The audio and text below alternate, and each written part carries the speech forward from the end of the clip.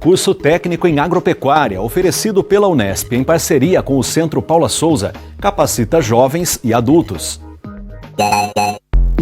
A demanda partiu de integrantes de movimentos sociais ligados ao campo. Ao mesmo tempo em que cursam o ensino médio, eles aprendem a trabalhar o solo e variar a produção. Na entrevista do dia, o professor Pascoal Barretti, que entrega nesta semana a diretoria da Faculdade de Medicina em Botucatu para a próxima gestão, comenta as principais ações realizadas nos últimos 4 anos.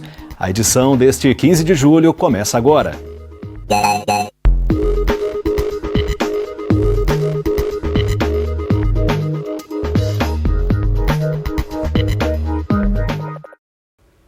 Boa noite.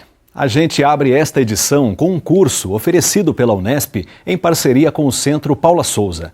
Criado a partir de demandas de movimentos sociais ligados ao campo, ele é destinado a jovens e adultos de diferentes regiões do país que buscam aperfeiçoamento técnico em agropecuária, ao mesmo tempo em que cursam o ensino médio.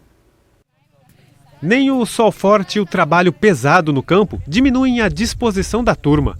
Como bons alunos, ouvem atentamente as informações passadas por quem conhece do ramo. Bom, primeiramente a gente vai plantar as ervas medicinais, né? Aí depois em seguida vem os companheiros com os chunchos, né? Fazendo de 30 em 30 centímetros do alface. Ele já está na medida. E aí os demais vai plantando o guaco, né? E o capim santo. Depois seguem as dicas do professor. A ideia é que neste espaço em forma de mandala, plantem uma grande variedade de espécies, como hortaliças, árvores frutíferas e plantas medicinais. Cada uma vai contribuir com nutrientes diferentes para o solo, que é coberto com capim para manter a umidade. E como aqui se segue os princípios da agroecologia, tudo é regado com biofertilizante, que os próprios alunos aprenderam a produzir. Para mim é um sonho realizado, né? Porque eu sempre sonhei em fazer um estudo médio, mas que fosse realmente gratificante, com algo que eu gostaria realmente de fazer, né? E a oportunidade, não tem problema, que chegou com 51 anos, depois de 36 anos fora de uma sala de aula, mas eu ganhei na loteria. Membro do acampamento Marielle Vive, em Valinhos, Júlia está entre os 50 estudantes do curso técnico em agropecuária, integrado ao ensino médio, realizado no assentamento Rosa Luxemburgo, em Agudos. As aulas são oferecidas pela Faculdade de Filosofia e Ciências da Unesp de Marília, em parceria com o Centro Paula Souza. O financiamento vem do INCRA, o Instituto Nacional de Colonização e Reforma Agrária. Assim como a Júlia, todos aqui são oriundos de movimentos sociais do campo, quilombolas ou pequenos agricultores de vários estados. É o caso do Iago, que nasceu no Espírito Santo e hoje é assentado na Bahia. Aos 19 anos, veio em busca de conhecimento para dividir depois com a comunidade. Na nossa região, por exemplo, a gente tem essa dificuldade de recurso. Por exemplo, a gente pegou um solo de terra muito degradado, que era terra que era pisada de boi há muitos anos. E a gente sofre, assim, a gente não tem aquele recurso. O governo, por exemplo, nesse governo de hoje, a gente não está aderindo recurso para a gente estar avançando a nossa produção. A gente fica ali na terra trabalhando com o máximo que a gente tem de força para produzir. Mas é muito difícil, por causa que a gente não tem crédito, não tem nada por enquanto. Aprender a tirar o sustento da terra sem agredir o meio ambiente também era um sonho da Rafaela. Moradora de Eldorado, em São Paulo, ela até fez curso técnico em administração, mas queria mesmo se tornar uma mulher do campo.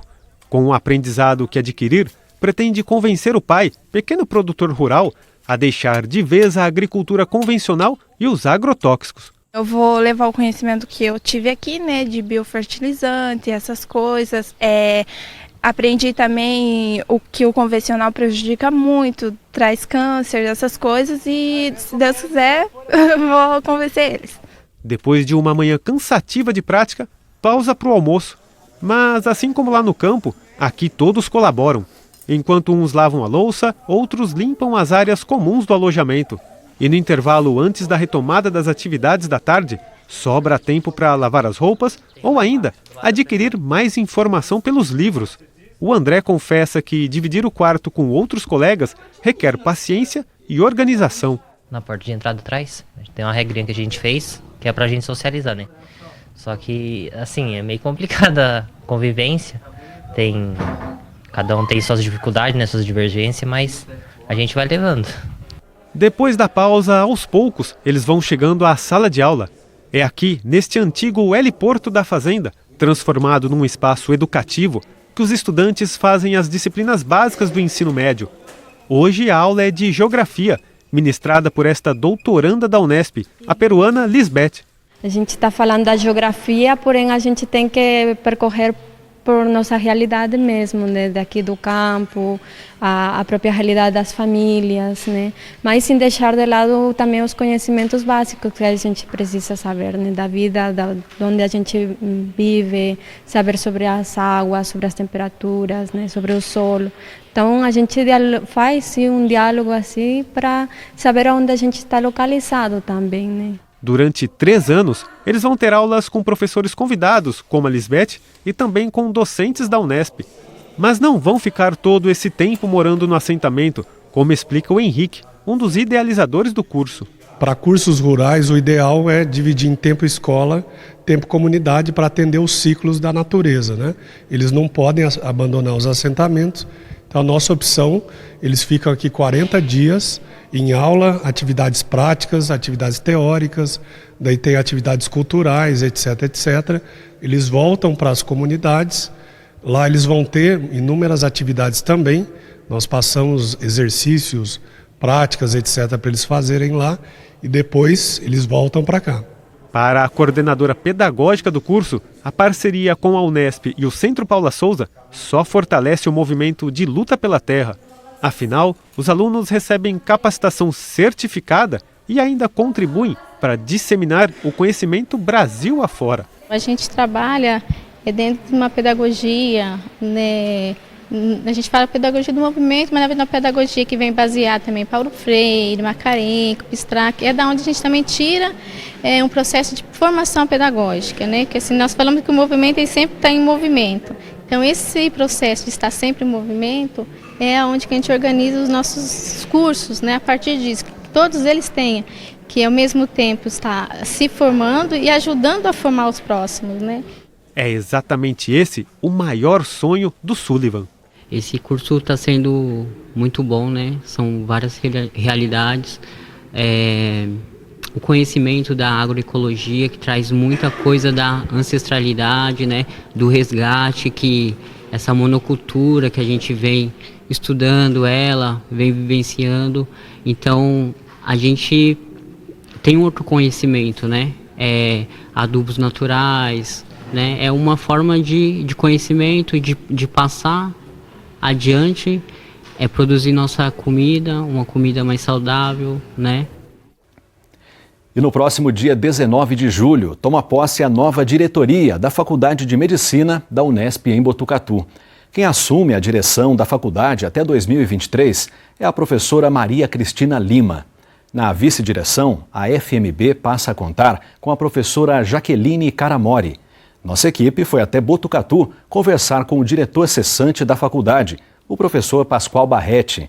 Ele comenta as principais ações realizadas ao longo dessa gestão. Pascoal Barretti é formado em Medicina pela própria Unesp e professor da Faculdade de Medicina da Unesp em Botucatu desde 1988. Assumiu o cargo de gestor da unidade desde 2015. Professor Barretti, muito obrigada pela sua participação aqui no Unesp Notícias. Eu agradeço à TV Unesp a oportunidade de falar para a nossa universidade. Professor, a gente vai começar a nossa conversa falando de um fato marcante nesses últimos momentos da sua gestão enquanto diretor da Faculdade de Medicina, que foi a negociação com o Hospital das Clínicas acerca da folha de pagamento. Gostaria que o senhor comentasse o que foi essa ação e qual que é a repercussão dela dentro da própria universidade. Bom, inicialmente, dá mérito ao magnífico reitor, né, que fez diretamente essa negociação com algumas secretarias de governo, desenvolvimento econômico, saúde, né, a própria secretaria de governo, né.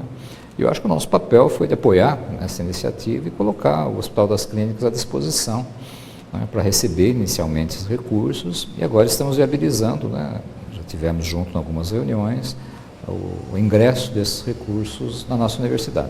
Eu acho que foi uma grande iniciativa do governo do estado, né, da nossa Unesp, e a repercussão disso é a tentativa da atual gestão da reitoria de superar um problema encontrado, né, logo no início do governo do professor Sandro, que foi a ausência de uma folha de pagamento no nosso orçamento. Eu, como presidente da Comissão de Orçamentos, sou testemunho dos esforços que todos nós fizemos para equacionar isso. Agora eu vejo com muito otimismo, né, o ingresso de 83 milhões fora, né, do orçamento, né, dentro do orçamento da Unesp, certamente será fundamental para que vençamos, né, esse obstáculo e tenhamos finalmente, de modo inédito este ano, 2 pagamentos do 13º, né, do ano passado e deste ano, e certamente ao final do professor Sandro esse problema gravíssimo, né, da ausência de uma folha no nosso orçamento estará resolvido. Então a repercussão disso é extraordinária, né, para o bom andamento da Unesp, né? É uma situação absurdamente desconfortável e ruim, né, para toda a comunidade unespiana, você não recebeu o 13º. Então, acho que essa iniciativa, né, capitaneada pelo professor Sandro, né, e com o apoio, né, da nossa instituição, aqui da faculdade, do hospital e do governo do estado, é uma iniciativa pioneira. O desafio, né, além agora de viabilizar a passagem desse recurso para a Unesp, é que isso se torne perene, né, que nos próximos anos a Unesp tem essa fonte adicional de recursos, muito justa, né, porque ela, após a autarquização, ela continua arcando com a folha dos funcionários da Unesp que ainda atuam no Hospital das Clínicas. Professor, para além dessa questão do 13º que o senhor já apontou, a crise financeira orçamentária que a universidade vive, que impactos que ela teve na Faculdade de Medicina ao longo desses 4 anos em que o senhor esteve à frente da direção? Acho que o principal impacto, né, dessa crise, né, além dessa questão geral do 13º, foi a impossibilidade de reposição de professores, né? Se a gente tiver que eleger um impacto, há vários, né? Claro que há impactos de dificuldades de investimento, dificuldade no custeio das unidades. Agora, acho que Botucatu, em particular, né, a união das unidades, a parceria com o Hospital das Clínicas, com as fundações, a gestão da administração geral, que se profissionalizou ao longo desses anos, atenuou muito esse projeto, né, Botucatu, né, as unidades atuando em conjunto com o hospital, acho que atenuou muito os efeitos da crise, evidentemente apenas não sendo possível a reposição dos servidores docentes e técnicos administrativos, particularmente os primeiros. Então, acho que esse foi o maior, na minha opinião, é o maior impacto e deveria de ser, deve ser no futuro, a prioridade e o grande desafio para a Unesp enfrentar, porque a Unesp, sem o seu quadro de recursos humanos, sem a reposição deles, evidentemente que ela pode enfrentar em futuro próximo um decréscimo da qualidade das suas atividades acadêmicas.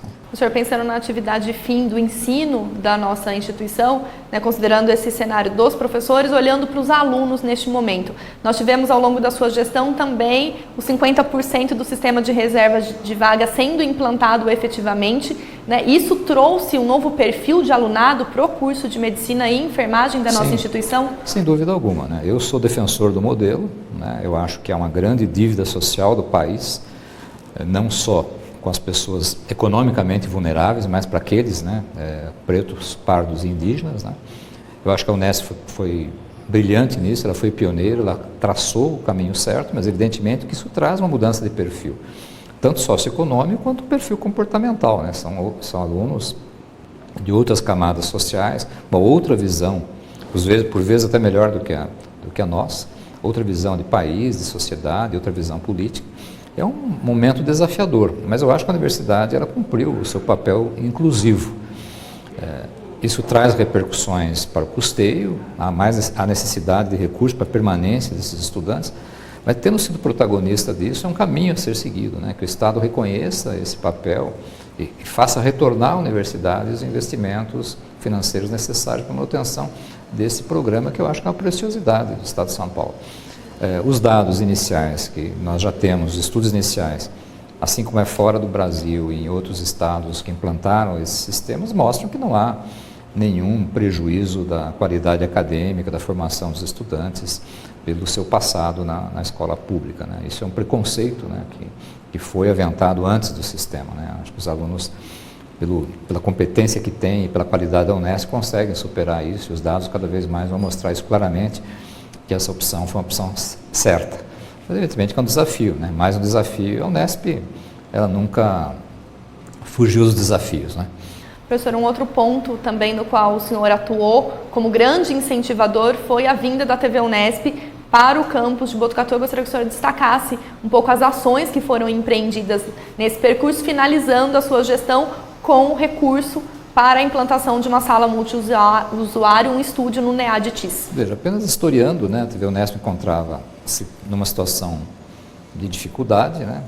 A gente, neste momento, estava implantando esta área aqui, que é uma área muito boa, né? Uma área muito agradável, muito adequada do ponto de vista das atividades que ela vai exercer, né, no ensino à distância e na tecnologia de informações.